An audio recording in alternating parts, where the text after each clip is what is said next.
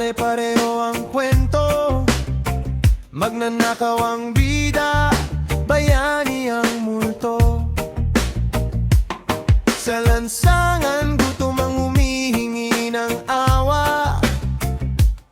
Sa entablado, pangako lang ang dala. Mga mukha sa pwesto, paulit-ulit. Apelido ang puhunan, di ang prinsipyo't isip. Habang kami nagbabayad ng pagkakamali ng mga hindi kailanman humingi ng sorry. Sabi nila, tiis lang daw, lilipas din to. Pero ilang henerasyon na ang niloloko. Parang wala ng pag-asa ang Pinas. Kung ang tama'y tahimik, mali ang palakasan. Kung ang katotohanan ay binabaon sa lupa, at ang kasinungalingan ang sinasamba, wala nang pag-asa ang Pinas. Sabi nila,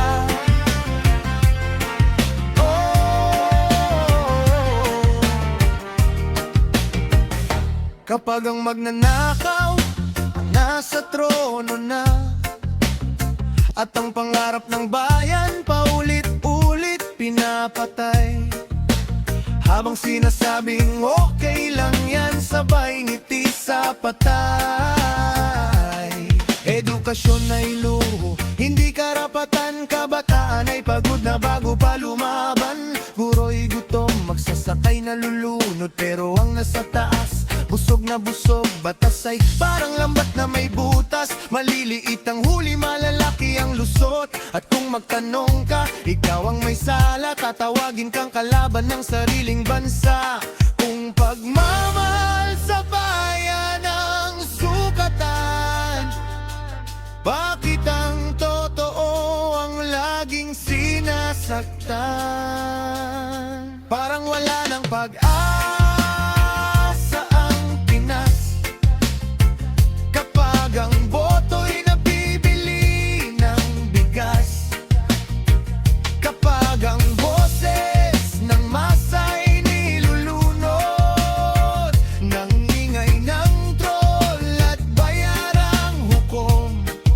Wala nang pag-asang Pinas sa mata ng iba, kapag ang alaala'y binubura ng propaganda, at ang kasaysayan ginagawang biro para maprotektahan ang mga binotnyo.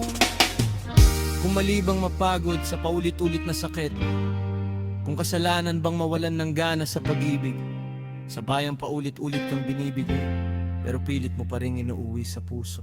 Sinasabi nilang wala ng pag-asa ang Pinas, pero bakit mas masakit kapag sinukuan na? Baka hindi pag-asa ang nawawala, kundi lakas lang nating maniwala. Wasak ang sistema, bulok pambamunuan, pero habang may umaangal, may hindi pa tapos ang laban. Kung ito ang bilin, kami ang magsisindi, kahit maliit na apoy laban sa gabi.